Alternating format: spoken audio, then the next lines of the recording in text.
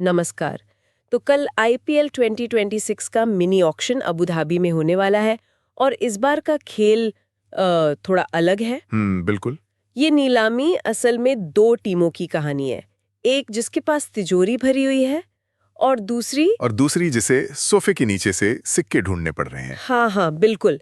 चलिए हमारे पास जो जानकारी है उसे डिकोड करते हैं और देखते हैं कि सबसे जरूरी बातें क्या हैं। तो सबसे पहले ये एक मिनी ऑक्शन है। इसका मतलब क्या है उन लोगों के लिए जो शायद पूरी तरह से वाकिफ नहीं है? देखिए इसका सीधा सा मतलब है कि टीमें सिर्फ अपनी टीम के खालीपन को भर रही हैं, वो पूरी की पूरी टीम नहीं बना रही। अच्छा। इस बार 359 खिलाड़ियों की लिस्ट है, लेकिन सभी 10 टीमों को मिलाकर स्लॉट सिर्फ 77 हैं। सिर्फ 77? जी हाँ, यानी हर खिलाड़ी के लिए जगह नहीं है।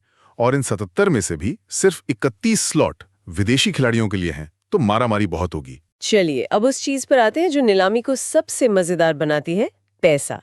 किसके पास पर्स भरा है और कौन जेब देखकर खरीदारी करेगा? यहीं पे मतलब कहानी का सबसे बड़ा ट्विस्ट है। सभी टीमों का कुल बजट 237.55 करोड़ रुपए है, लेकिन ये दो टीमों के बीच के फर्क को दिखाता है। एक तरफ है कोलकाता नाइट राइडर्स, जिनके पास 64.30 करोड़ रुपए का भारी भरकम पर्स है और उन्हें 13 खिलाड़ी खरीदने हैं। 64 करोड़? ये तो पूरी टीम का मेकओवर कर सकते हैं। और दूसरी तरफ कौन है? दूसरी तरफ है मुंबई इंडियंस, जिनके पास सिर्फ, आप अंदाजा लगाइए कितना? सिर्फ 2.75 करोड़ रुपए हैं और 5 स्लॉट भरने हैं। अरे बाप रे। हाँ, तो इससे साफ पता चलता है कि केकेआर ने अपने महंगे खिलाड़ी रिलीज करके एक नई कोर बनाने का फैसला किया है। वो शायद एक दो बड़े खिलाड़ियों पर दाव लगाएंगे। और एमआई? वहीं एमआई की हालत बताती है कि वो अपने कोर से बहुत खुश हैं और सिर्फ कुछ बैकअप या स्पेशलिस्ट रोल भरने के लिए वो भी बहुत सोच समझकर खरीदारी करेंगे। तो एक टीम बड़े शोरूम में और दूसरी डिस्काउंट स्टोर में।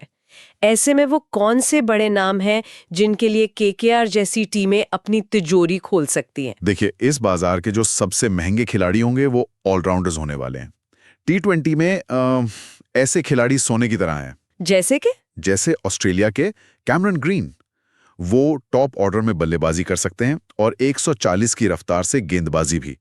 ऐसा पैकेज मिलना बहुत मुश्किल है। सही बात है। फिर हैं इंग्लैंड के लिए हम लिविंगस्टोन। और लिविंगस्टोन का नाम तो और भी दिलचस्प हो जाता है, क्योंकि वो सिर्फ पावर हिटर नहीं बल्कि एक अच्छे लेग स्पिनर भी हैं। और अबू धाबी की पिचों पर तो स्पिनर्स बिल्कुल सही, बहुत कारगर होते हैं।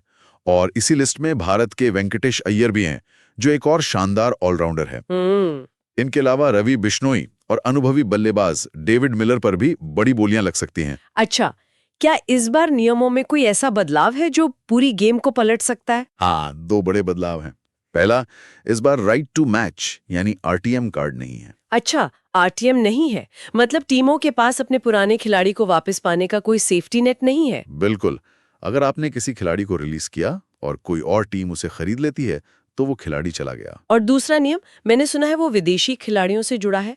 हाँ, और ये बहुत बड़ा है। किसी भी विदेशी खिलाड़ी पर बोली चाहे कितनी भी ऊपर जाए, 20 करोड़ 25 करोड़, उसे मिलेंगे सिर्फ 18 करोड़। ये एक सैलरी कैप है। ओह, तो इससे तो टीमों की स्ट्रैटेजी पूरी तरह बदल जाएगी। पूरी तरह।